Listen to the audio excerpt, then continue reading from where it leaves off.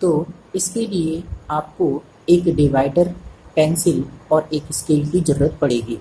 सबसे पहले आपको एक लाइन मन से खींच लेनी है, जितने भी सेंटीमीटर की आप खींचना चाहते हैं। तो मैंने ये एक लाइन ए बी खींच ली है, जो कितने सेंटीमीटर की है आप देख के बताइए ज़रा। कितने सेंटीमीटर की है? 7 सेंटीमीटर की है।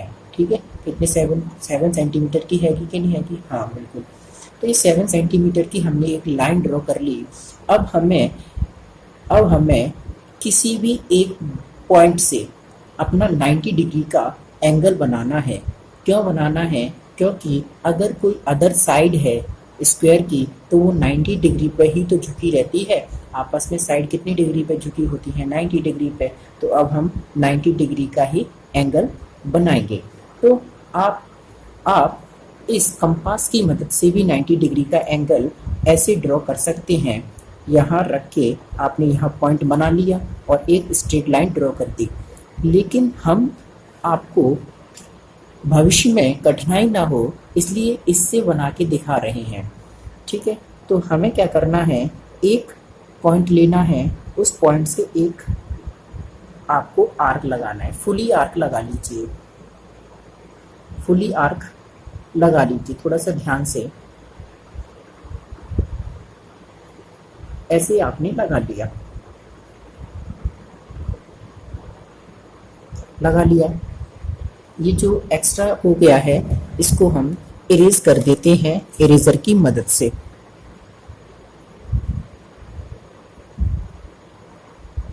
अब हमें करना क्या है, अब जितने का ही हमने आर्क लगाया है उतने से ही हमें यहाँ जहाँ कट किया है ना इस आर्क ने इस लाइन को, उसी को सेंटर मानते हुए एक आर्क हमें इसी आर्क पर लगाना है। हमने ये जो हमें आर्क मिला है, ये इस आर्क को जो कट किया है वो कितने डिग्री पे किया है? वो 60 डिग्री पे किया है। आपको ध्यान रखना है, अगर आप किसी पॉइंट से, किसी लाइन के किसी पॉइंट से एक आर्क लगाते हैं और उस लाइन को काटते हैं तो उसी जहाँ कटी हुई लाइन है उसी पॉइंट से और सेम आर्क लगाते हैं तो वो सबसे पहले 60 डिग्री का एंगल बनाती है। उसके बाद आपको 60 पे रखना है और उसी आर्क वही लेंथ आर्क की वही लेंथ का आपको एक और आर्क लगा देना है आगे की तरफ, जो पिछले वाले आर्क को क्या करे, काट दे। आपको देखना है ऐसे करके ये काट दे। तो ये आपने देखा, आपने फिर से देखना है, ये आपने क्या कर दिया, इसको काट दिया। जो पिछला वाला था ना इसको क्या कर दिया आपने, काट दिया। ठीक है, तो ये जो है आपने सबसे पहले यहाँ से यहाँ तक आर्क लगाया था तो वो कितना था, 60 था। अब इसी आर्क से आपने इधर लगाया तो वो कितना हो जाएगा, वो डबल हो जाएगा, इसका डबल हो जाएगा। तो कितना हो गया, 120 हो गया। तो आपने कंपास में देखा होगा कि जो हमारा 60 होता है, जो कौन होता है, 60 होता है, और जो 120 होता है उसी के बीचों बीच हमारा होता है 90।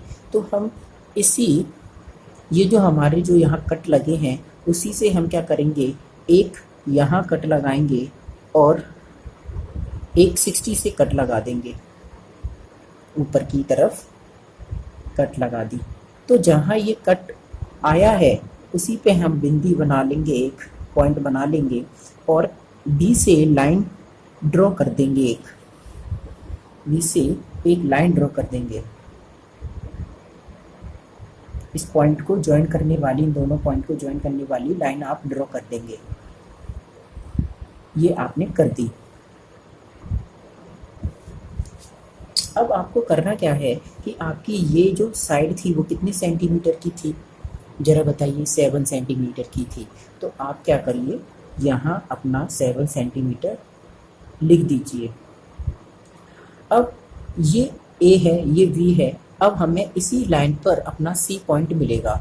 तो हम क्या करेंगे, स्क्वायर में सभी साइडें बराबर होती हैं, इसलिए हम 7 सेंटीमीटर का इस लाइन में, इस वाली लाइन में आर्क लगा देंगे। तो 7 सेंटीमीटर इसी से, इसकी सहायता से माप ले लेते हैं और हम इस पर क्या कर देते हैं, आर्क लगा देते हैं। तो ये आ गया हमारा सी पॉइंट। कौन सा पॉइंट आ गया? ये आ गया हमारा सी पॉइंट जो 7 सेंटीमीटर का है। अब हमें क्या करना है? अब हमें अपना डी पॉइंट निकालना है। सी आ गया, डी चाहिए, ठीक है। तो हम क्या करेंगे? तो हम ये 7 जो सेंटीमीटर का यहाँ से आर्क लगाया, ऐसे ही आर्क हम यहाँ से 7 सेंटीमीटर का आर्क इस तरफ लगा देंगे और ए पॉइंट से भी हम एक 7 सेंटीमीटर का आर्क लगा देंगे। तो हमारा एक पॉइंट और मिल गया जिसका नाम है डी पॉइंट। कौन सा पॉइंट? D point. अब ये जो जितने भी पॉइंट मिले हैं इन्हीं को हम स्केल की सहायता से जॉइन कर देंगे।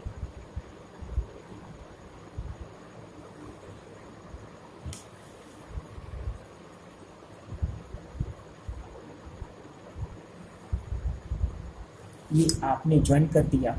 अब हमें ये देखना है क्या ये सभी साइडें इक्वल ही आई हैं। ये हमने 7 सेंटीमीटर की खींची थी तो 7 सेंटीमीटर की ही होगी। ये हमने 7 सेंटीमीटर का आर्क लगाया था तो ये 7 सेंटीमीटर का ही होगा। और ये हमने 7 सेंटीमीटर का इधर भी आर्क लगाया था तो ये भी 7 सेंटीमीटर की ही होगी लाइन, और ये भी 7 सेंटीमीटर का ही होगा क्योंकि इधर से भी हमने ऐसे लगाया था ऊपर की तरफ आर्क। अब हमें ये समझ में आ गया कि इसकी जो साइडें हैं वो तो बराबर हैं, लेकिन क्या एंगल भी 90 डिग्री के हैं सभी? तो हम इसकी सहायता से क्या कर लेते हैं, देख लेते हैं कि हैंगे कि नहीं। तो सबसे पहले ये हाँ 90 डिग्री का एंगल है। ये जो लाइन है ऐसे करके ऐसे आ रही है और ये स्ट्रेट देखो 90 से ऐसे जा रही है, तो ये 90 डिग्री का है यहाँ। अब हम इस तरफ से देख लेते हैं तो इस तरफ से भी हमारा 90 डिग्री का ही एंगल बन रहा है। क्या अब हम ऐसे भी देख लेते हैं इधर से 90 डिग्री का बन रहा है कि नहीं? जी बिल्कुल 90 डिग्री का ही एंगल बन रहा है। ठीक, अब हम इधर से देख लेते हैं तो जी बिल्कुल इधर से भी 90 डिग्री का एंगल बन रहा है। तो ये सभी 90 डिग्री के एंगल बन रहे हैं इसमें। अब हम ये भी देख लेते हैं क्या अगर हम इनकी जो अपोजिट कॉर्नर हैं, अपोजिट कॉर्नर वाले जो पॉइंट हैं उनको ज्वाइन कर दें तो क्या हमारे डायगोनल नहीं बनेंगे? बिल्कुल बनेंगे। तो डायगोनल हमने पहला बना लिया और डायगोनल हमने दूसरा बना लिया ऐसे करके।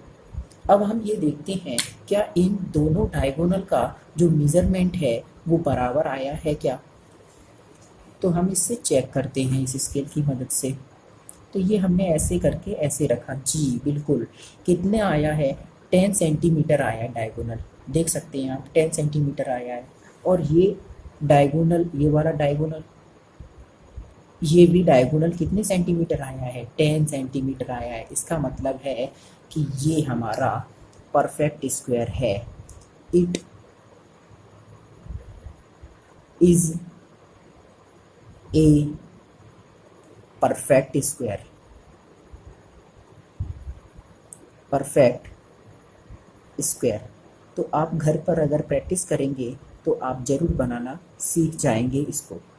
ठीक है, आगे चलते हैं। आप हमारी वीडियो को लाइक करें और जिसने भी ये चैनल सब्सक्राइब नहीं किया है वो सब्सक्राइब करें और इस मल्टी टैलेंटेड बंदे से काफ़ी जानकारी प्राप्त करने के लिए तथा अपने छोटे बच्चे या भाई बहन को चीज़ें कुछ अच्छी बेहतरीन सिखाने के लिए हमें लाइक करते रहें और सब्सक्राइबर हमारे बढ़ाते रहें। धन्यवाद, थैंक यू।